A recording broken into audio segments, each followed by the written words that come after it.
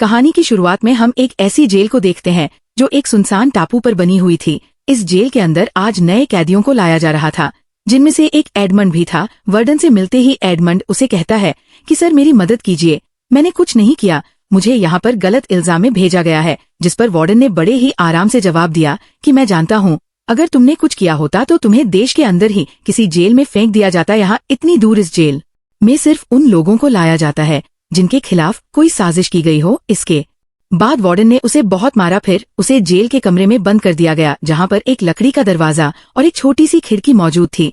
ये दरवाजा साल में सिर्फ एक बार खुलता था, जब वार्डन बिना किसी बात के उन्हें पीटने के लिए अंदर आता था। समय बीतता रहा और कमरे में अकेले बंद रहकर एडमंड बहुत परेशान रहने लगा। उसने दीवार पर लिखा हुआ था कि भगवान मुझे न्याय दिलवाए, लेकिन धीरे धीरे जब उसे उस जेल में 12 साल हो गए तो उसका भगवान से भी विश्वास उठता चला गया। उसे लगा कि मैं तो पूरी जिंदगी यही बंद रह जाऊंगा। लेकिन फिर एक दिन अचानक उसके कमरे की जमीन नीचे से उठने लगी। इस अनोखे हादसे ने एडमंड के होश उड़ा दिए। उसे लगा जैसे कोई भूत उसके सामने आ गया हो। कुछ देर घबराने के बाद एडमंड ने देखा कि जमीन के नीचे से एक इंसान बाहर आ रहा था। जमीन के नीचे से निकला हुआ यह आदमी एबे है, जो कि यहाँ से नीचे वाले फ्लोर का कैदी है। पिछले 5 साल से वह एक सुरंग खोद रहा था। किस्मत ने ऐसा चक्कर चलाया कि वो सुरंग सीधा एडमंड के कमरे में आ निकली, मानो भगवान का कोई इशारा हो। एबे के आने से एडमंड को एक साथी मिल गया था जिससे वह बातें कर सके, क्योंकि इतने समय से कमरे में अकेला बंद रह के वह पागल सा होने लगा था। इसके बाद एबे ने बहुत उत्साह से एडमंड को अपने कमरे में बुलाया। उधर एडमंड बहुत खुश था कि उसे पत्थरों से दीवार पर निशान बना बना के समय नहीं काटना पड़ेगा। और जैसे ही एडमंड एबे के कमरे में घुसा तो वो वहाँ का नजारा देखकर हैरान रह गया। एबे का कमरा बाकी कैदियों की तरह नहीं था, एक ठीक ठाक से होटल की तरह कह सकते हैं। वहाँ उसके आराम के लिए कुर्सियां थी और शेल्फ पर पता नहीं कितनी किताबें पड़ी थी। अबी ने एडमंड से वादा किया कि अगर वह सुरंग की खुदाई में उसकी मदद करें तो बाकी बचे समय में एबे उसे पढ़ा सकता है। एडमंड के पास वैसे भी कुछ खास करने को था नहीं, तो उसने तुरंत ही हाँ कर दी। इसके बाद वो दोनों खुदाई का काम शुरू करने ही वाले थे कि तभी उन्हें गार्ड के कदमों की आवाज सुनाई दी। डर से कांपता हुआ एडमंड तुरंत अपने कमरे की तरफ भागा और फिर उसने जल्दी से कचरे वाली टोकरी तैयार कर दी, क्योंकि गार्ड उसके फ्लोर पर भी आने ही वाला था। इस जेल में कमरे का दरवाजा सिर्फ 2 बार ही खुलता है, एक बार कचरा लेने और एक बार शाम का खाना देने के लिए। इसके अलावा पूरे दिन में दोनों के पास बहुत वक्त होगा जिसमें वह बिना पकड़े जाने की चिंता किए आराम से खुदाई कर सकते हैं सुरंग की। इसके बाद एबे ने अपने बालों का एक छोटा सा गुच्छा काटा, पत्थर से चिंगारी निकालकर उसने बालों को जलाया और एक मोमबत्ती रोशन की। फिर वो दोनों जैसे तैसे सुरंग में घुसकर आगे खुदाई करने लगे। नीचे बहुत कम जगह थी तो खोदना कोई आसान काम नहीं था। एबे का अंदाजा था कि इसी स्पीड से चलते रहे तो जमीन के बाहर तक पहुंचने में उन्हें कम से कम 3 साल और लगेंगे। एक दिन आराम करते हुए एडमंड को एबे की एक किताब में पता चला कि एबे कभी एक बहुत अच्छा तलवारबाज सिपाही हुआ करता था। इसके बाद तो एडमंड ने जिद पकड़ ली कि अगर अब उसे तलवारबाजी नहीं सिखाएगा तो वो नहीं खोदने वाला आगे सुरंग। एडमंड का अब अपनी जिंदगी में सिर्फ एक ही मकसद था, अपने दुश्मनों से बदला लेना। उसकी बातें सुनकर एबे मान गया और एडमंड को लड़ाई का हुनर सिखाने के लिए तैयार हो गया। एबे ने समझाना शुरू किया कि रफ्तार ही एक योद्धा की सबसे बड़ी ताकत है। एबी ने कमरे में टपक रही बूंदों से एडमंड को एक तक नी सिखाने का सोचा। उसने टपकती हुई पानी की धार से अपना हाथ इतनी तेजी से गुजार दिया कि वह गीला ही नहीं हुआ और कहा कि जिस दिन तुम्हारे हाथ इतने तेज हो जाएंगे उस दिन एक काबिल योद्धा बन जाओगे तुम। इसके बाद एबे वापस खुदाई करने चला गया और उधर एडमंड ने अपनी प्रैक्टिस जारी रखी। कुछ दिनों बाद एबे ने दरवाजे से लकड़ी के फट्टे तोड़कर नकली तलवार बना ली और एडमंड को बढ़िया तरीके से तलवारबाजी सिखाने लगा। जब उसकी तलवारबाजी की ट्रेनिंग खत्म होती तो एडमंड पढ़ाई पर ध्यान देता। अब उसका पूरा दिन पढ़ाई, खुदाई और तलवारबाजी की प्रैक्टिस में ही निकल जाता। कुछ महीनों बाद एडमंड की तलवारबाजी में जबरदस्त सुधार आया। अब एबे को दिखने लगा था कि एडमंड उससे भी बढ़िया तलवारबाज बन चुका है। एक शाम बातचीत के दौरान एडमंड को पता चला कि एबे पहले स्टेडिया नाम के एक बहुत ही अमीर परिवार के लिए काम करता था। उसके मालिक ने बहुत दौलत कमाई थी और अब नेपोलियन ने एबे को इसी खजाने की जानकारी हासिल करने के लिए कैद करवा रखा है। ये सुनकर एडमंड को बहुत गुस्सा आया, क्योंकि वो भी नेपोलियन के धोखे की वजह से ही अंदर बंद है। दिन दिन सुरंग की खुदाई उन्हें आजादी के और करीब ले जा रही थी। एक दिन उन्हें सुरंग की जमीन में पौधों की जड़ें दिखने लगी, जिससे अबी ने हिसाब लगाया कि वह दोनों बाहर निकलने के काफी करीब है। ये बात जानकर दोनों की खुशी का ठिकाना ही नहीं था, लेकिन जल्द ही कुछ ऐसा हुआ कि उनकी खुशी मिट्टी में मिल गई सुरंग तेजी से हिलने लगी और फिर जोरदार आवाज के साथ बहुत सारे पत्थर और मिट्टी उनके ऊपर गिर पड़े, जिनके नीचे एबे दब गया। घबराकर एडमंड ने तुरंत पत्थर हटाए और एबे को बाहर निकाला। दरअसल उन्होंने गलत दिशा में खुदाई करती थी। सुरंग की खुदाई में उनसे जरूर कुछ गलती हुई थी, क्योंकि ऊपर से एक खाने वाला डब्बा भी नीचे गिर गया था। एक बहुत भारी पत्थर एबे की छाती पर गिरने की वजह से वो गंभीर रूप से घायल था। अपने फेफड़ों में चोट आने की वजह से किसी भी वक्त उसकी जान जा सकती थी। अपने आखिरी लम्हों में एबी ने कमजोर आवाज के साथ एडमंड को बताया कि कमरे में एक पत्थर के नीचे किताब मिलेगी। उस किताब के भी नीचे कुछ छुपा हुआ है। एडमंड को वहां से उसी खजाने का नक्शा मिला, जिसके चक्कर में एबे यहाँ कारागार में बंद था। नक्शे को देखकर एडमंड बहुत चक्का रह गया। एबी ने उससे वादा किया कि वह इस दौलत का इस्तेमाल हमेशा अच्छाई के लिए करेगा और गलत कामों से जितना हो सके दूर रहेगा। एडमंड ने वादा किया, जिसके थोड़ी देर बाद ही एबी की मौत हो गई। एडमंड की आंखों में आंसू थे, क्योंकि उसे लग रहा था कि वह दोबारा से अकेला हो गया। तभी गार्ड खाना देने आया तो एडमंड दीवार के पीछे छुप गया। गार्ड ने आवाज भी लगाई पर कोई जवाब नहीं मिला। जब वह चेक करने अंदर आया और उसने एबे की लाश देखी तो वह घबराकर अपने सीनियर्स को रिपोर्ट करने चला गया। एडवर्ड ने तेजी से सुरंग का मुंह छुपाया और वापस चला गया। कुछ देर बाद गार्ड अपने कुछ साथियों के साथ वापस आया और एबी के शरीर को बॉडी बैग में डाल दिया। एडमंड सुरंग में छुपकर उनके जाने का इंतजार कर रहा था। जैसे ही गार्ड्स वहां से गए, एडमंड खामोशी से कमरे में घुसा और एबे की लाश को देखने लगा। लाश को देखते हुए एडमंड के दिमाग में एक आइडिया आया। उसने जल्दी से एबे की लाश की जगह ले ली।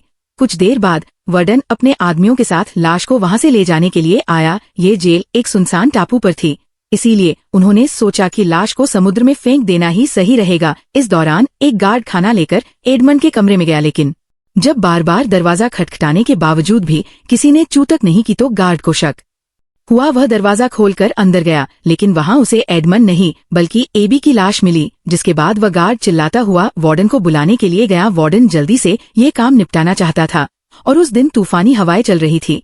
समुद्र की लहरें पत्थरों से टकरा रही थी, तो कुछ भी सुनना बहुत मुश्किल था। वार्डन गार्ड की बातों को सुनने की कोशिश कर रहा था, लेकिन इसी बीच एडमंड ने झटके से वार्डन की चाबियां चुरा ली। लेकिन इस झटके की वजह से वार्डन भी एडमंड के साथ सीधा समुद्र में जा गिरा।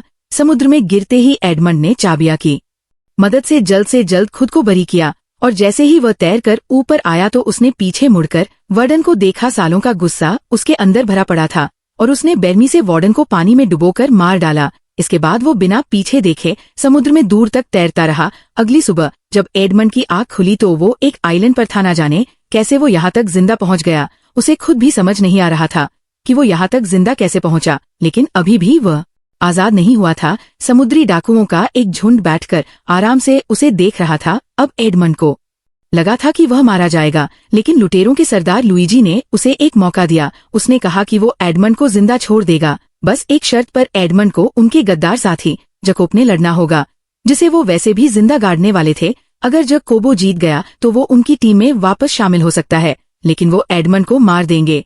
लेकिन अगर एडमंड जीत गया तो वो उसे रिहा कर देंगे। जल्द ही दोनों के बीच ये मुकाबला शुरू हुआ। जकोबो तलवारबाजी में बहुत माहिर था, लेकिन एडमंड की गया तो वो उसे रिहा कर देंगे। जल्द ही दोनों के बीच ये मुकाबला शुरू हुआ। जकोबो तलवारबाजी में बहुत माहिर था, लेकिन एडमंड की एबे से सीखी हुई तकनीक बहुत ही जबरदस्त साबित हुई। कई हमले करने के बावजूद जकोबो एडमंड को छू तक नहीं पाया। मौका मिलते ही एडमंड ने तेजी से वार किया और जकपोन पर गिरा लिया, पर उसे मारने की बजाय एडमंड ने लुईजी से कहा कि देखो, हम दोनों तुम्हारे लिए काम करेंगे, काम के लोग हैं यार, बिना बात क्यों मार रहे हो हमें? और समुद्री लुटेरे ढूंढना कौन सा आसान काम है। एडमंड के हुनर और दया को देखकर लुईजी खुश हुआ और उसने दोनों की ही जान बख्श दी। जहाज पर बातचीत के दौरान एडमंड ने कैप्टन को अपनी पूरी कहानी सुनाई, जिसके बाद उसने एडमंड को आजाद कर दिया ताकि वो अपने बदले का मकसद पूरा कर सके। जकोपुर के साथ हो लिया। एडमंड ने उसकी जान बचाई थी तो उसने वादा किया कि मैं हमेशा तुम्हारा वफादार बनके रहूंगा। एडमंड ने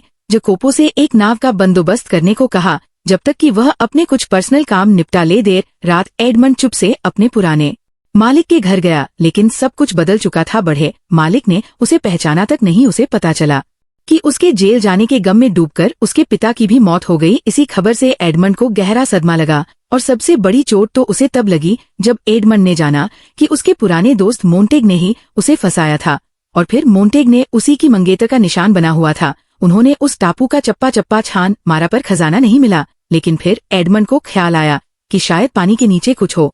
उसने मैप में बताई हुई जगह के पास एक अंडरग्राउंड तालाब में डुबकी लगाई। वहां उसे कई सारी पुरानी संदूक मिली। जैसे ही उसने एक संदूक खोली तो चमचमा आता हुआ सोना दिखाई दिया। जकोपो खुशी से झूम उठा और उसने जितना हो सके उतना सोना नाव में भर लिया। लेकिन पूरे खजाने को ले जाने के लिए तो उन्हें एक बड़े जहाज की जरूरत थी।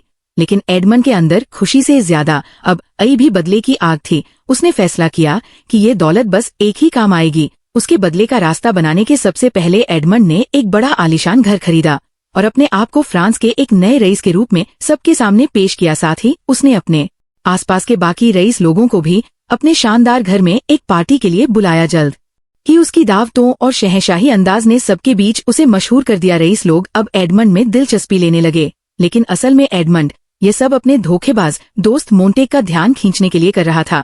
लेकिन वो तो बिना उससे बात किए निकल गया। एडमंड की पुरानी मंगेतर मर्सिडीसन को कहीं और से भी पैसों का जुगाड़ करना मुश्किल हो जाए।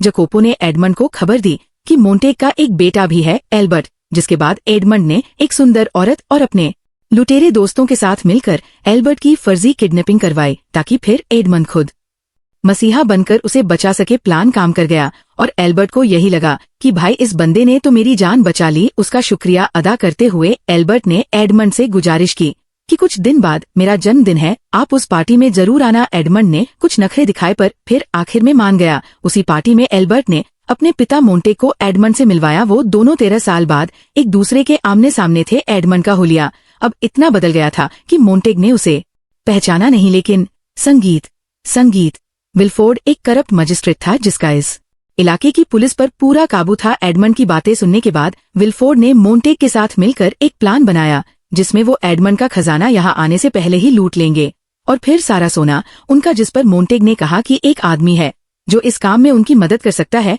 दरअसल एडमंड को जेल भिजवाने में भी इन्हीं 3 लोगों का हाथ था और एडमंड ने अब जानबूझकर इन्हें इकट्ठा किया था। खैर, पार्टी खत्म होने के बाद आया कि मोंटेग ने उसे धोखा दिया, कहा कि एडमंड को फांसी हो गई। एडमंड को डर था कि ये सच उसके बदले के प्लान को बिगाड़ ना दे, इसीलिए उसने अभी के लिए उसके गले में डाल दिया। मारने से पहले एडमंड ने उसे अपनी असली पहचान बताई ताकि उसे याद तो आए कि वह किस गुनाह के लिए मरा है। अब अगला निशाना था मजिस्ट्रेट विल्फोर्ड। सालों पहले इसी मैजिस्ट्रेट ने नेपोलियन की चिट्ठी के चक्कर में एडमंड को फंसाया था। मैजिस्ट्रेट का बाप खुद नेपोलियन का सपोर्टर था, लेकिन पावर हासिल करने के चक्कर में मजिस्ट्रेट ने अपने ही पिता को मरवा दिया और इल्जाम एडमंड पर लगवा कर उसे जेल भिजवा दिया। लेकिन अब एडमंड ने बातों बातों में बड़ी चालाकी से मैजिस्ट्रेट से ये पूरी बात बुलवाली। विल्फोर्ड ने भी सब बोल दिया, क्योंकि वैसे भी एडमंड ये सब साबित नहीं कर सकता। लेकिन कमरे में पुलिस पहले से मौजूद थी, जिन्होंने विल्फोर्ड की पूरी बात सुन ली और उसे पकड़ कर ले गई। उधर कंगाल हो चुका मोंटेग भागने की तैयारी कर रहा था, लेकिन संगीत ने किले में गया जहां उन्होंने चोरी का सारा खजाना छुपाया था। लेकिन संदूक के खोलने पर उनके अंदर से सिर्फ रेत ही निकला। आखिरी संदूक में सिर्फ एक छोटा सा चेस पीस निकला, जो कि एडमंड को मोंटेग ने ही दिया था। उसी वक्त एडमंड वहां आया और मोंटेग समझ चुका था कि वो कौन है। गुस्से से पकला मोंटेग ने तलवार से एडमंड पर हमला किया, पर वो एडमंड का मुकाबला नहीं कर सकता था। एडमंड ने आसानी से उसकी तलवार गिराकर उसे दीवार से लगा दिया।